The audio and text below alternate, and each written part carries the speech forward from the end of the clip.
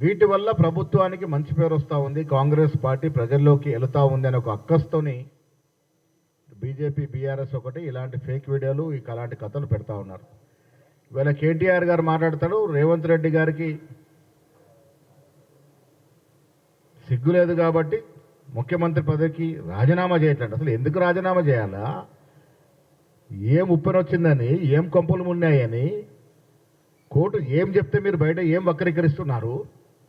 ఆఖరి కోర్టు చెప్పిన మాటల్లో కూడా వక్రీకరించి దాంట్లో నుంచి కూడా రాజకీయ లబ్ధి పొందే నీచమైన ప్రయత్నం మీది.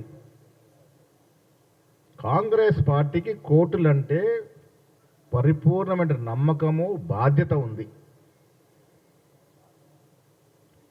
మీరు 10 ఏళ్లలో ఎంత విచ్చలవిడిగా సిగ్గు లేకుండా రాజకీయం చేశారో, రాజనీతి నడిపారో ప్రజలకు తెలియంది కాదు.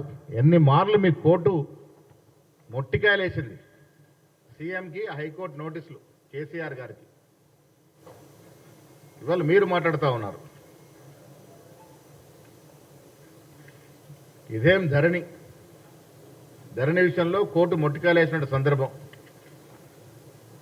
మీ అన్వీయులకి కారు చొక్క భూముల, అరే మీరు కదా అమ్మింది.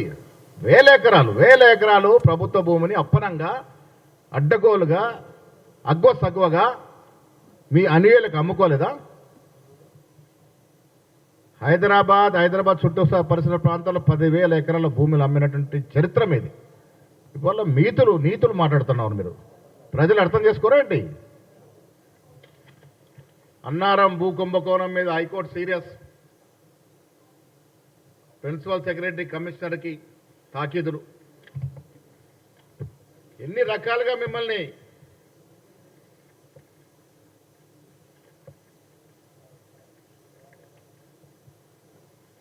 ఎటులో చైర్మన్కి ఎదురు దెబ్బ. ఎకరా 100 కోట్లకు అమ్ముతూ బీఆర్ఎస్ పార్టీకి అగ్గుగా ఎట్లిస్తారు? హైకోర్టు ప్రశ్నించింది. 100 కోట్ల ఎకరం పలికే భూములు కారు చౌక 10 లక్షలకు 20 కోకాపేటలో 11 ఎకర భూకేటాంపై అగ్రం. 100 కోట్లు పలికే భూమి 30 లక్షలు 40 లక్షలు అప్పనంగా అమ్ముకున్నారు. అగ్గువ ఎట్లిస్తారు? సిఎస్ సోమేష్ కుమార్కి మొట్టికాయ. మీ బంట్రోతు ఆయన గారు ఒక సిఎస్లా కాకుండా ఈ కేసీఆర్కి ఆ డోర్ దగ్గర ఉండే బంట్రోతులాగా సిగ్గు లేకుండా పనిచేసినటువంటి అతి హీనమైన సిఎస్, చీఫ్ సెక్రటరీల పదవికి మచ్చ తెచ్చినటువంటి మహానుభావుడు అతి నీచమైనటువంటి కార్యక్రమాలు లోపడి కోర్టుతో ఎన్నోసార్లు మొట్టికాయలు తిని కేసీఆర్ కాళ్ళ పట్టుకొని బంట్రోతులాగా బతికినటువంటి మనిషి. ఆయన గురించి కోర్టు మొట్టికాయలు. సోమేష్ కుమార్కి హైకోర్టు మొట్టికాయలు. ఇలాగైతే హైకోర్టు వేలాన్ని నిలిపేస్తాము. ఇలా చెప్పుకుంటూ పోతే ముఖ్యమంత్రిని అడుగుతా ఉన్నాను, జైలుకు పంపాలా మిమ్మల్ని నేను కోర్టు అడిగినటువంటి సందర్భం.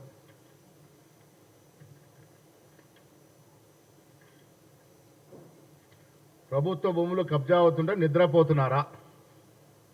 ఇన్ని సందర్భాల్లో ఇన్ని రకాలుగా కోర్టు మీకు ముట్టికాయలు వేస్తే కూడా సిగ్గు శరము లేకుండా 10 ఏళ్ళు మన్బోతు మీద నీళ్లు పడ్డట్టుగా పాలన చేసిన మీరు ఇవాళ కోట్ల గురించి మాట్లాడుతూ ఉన్నారు. దయ్యాలు వేదాలు వలించుకున్న వాళ్ళు సిగ్గు లేకుండా ఎట్లా మాట్లాడుతూ ఉన్నారు మీరు? రేవంత్ రెడ్డి గారు దిగిపోవాలి. ఎందుకు దిగిపోవాలి? ఏం తప్పు చేశారు? రేవంత్ రెడ్డి గారు ఎందుకు దిగిపోవాలండి? రాజీవ్ యువ వికాసం ఇస్తున్నందుకు దిగిపోవాలా? సన్నబియ్య కార్యక్రమం, చరిత్రాత్మక కార్యక్రమం తీసుకొచ్చినందుకు దిగిపోవాలా? మహిళలకు ఉచితంగా బస్సు ఇచ్చినందుకు దిగిపోవాలా? 21,000 కోట్ల రూపాయలు రైతు రుణమాఫీ చేసినందుకు దిగిపోవాలా? 60,000 ఉద్యోగాలు సంవత్సరంలో ఇచ్చినందుకు దిగిపోవాలా? ఇందిరమ్మ ఇల్లు మీరు డబుల్ బెడ్రూమ్ అని 10 ఏళ్ళు మోసం చేస్తే మేము వచ్చిన సంవత్సరంలో ఇందిరమ్మ ఇల్లు పంపిణీ చేస్తున్నందుకు దిగిపోవాలా? వీళ్ళన్నిటికీ మించి కుల సర్వే చేసి 56% ఈ రాష్ట్రంలో బీసీలు ఉన్నారని, 17% ఎస్సీలు ఉన్నారని తదితర కులాల వారిగా లెక్కలు చేపినందుకు దిగిపోవాలా? బీసీలకు 42% రిజర్వేషన్ బిల్లు పెట్టినందుకు దిగిపోవాలా?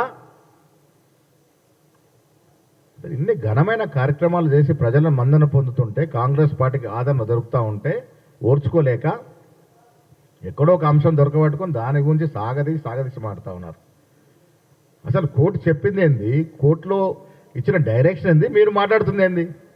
ఇంత హీనంగా డైవర్ట్ చేస్తారా?